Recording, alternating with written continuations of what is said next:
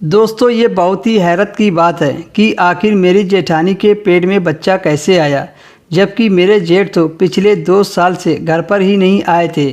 एक दिन जब हम सब खाना खा रहे थे तो मैंने अपनी जेठानी को देखा। उनका पेट काफ़ी दिख रहा था, तो मैं समझ गई थी कि मेरी जेठानी पेट से लग रही हैं। मैंने तुरंत अपनी जेठानी से कहा कि मैंने आज चाट बनाई है।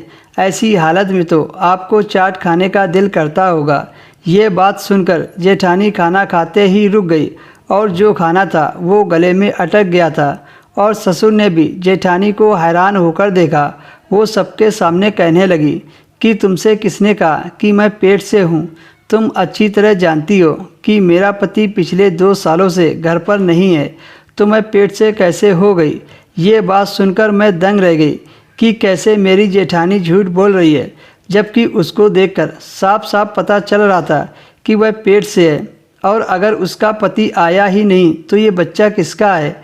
कहीं मेरे ससुर का बच्चा जेठानी के पेट में तो नहीं है, क्योंकि वही रोज़ रात को तेल लेकर ससुर के कमरे में जाती थी और जब मैं पूछती तो कहती कि ससुर के पैरों में दर्द हो रहा है, इसलिए मैं ये तेल लेकर जा रही हूँ और मैं ससुर के पैरों में मालिश करूँगी।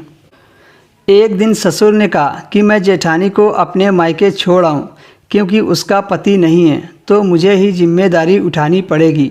मेरे ससुर उसे लेकर वहाँ से चले गए तो मेरे पति ने कहा कि तुमको यह सब किसने बताया कि वह पेट से है? मैंने अपने पति से कहा, मैंने खुद अपनी आँखों से देखा है कि उनका पेट इतना बढ़ा हुआ है कि कोई भी देखकर कह देगा कि ये पेट से है।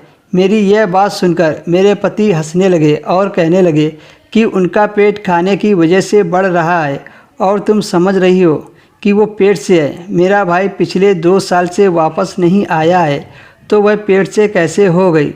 मैंने अपने पति से बहस नहीं की, पर यह बात तो साफ थी, क्योंकि मैंने अपनी आंखों से देखा था कि वो पेट से है और उनका 7वां या 8वां महीना चल रहा होगा।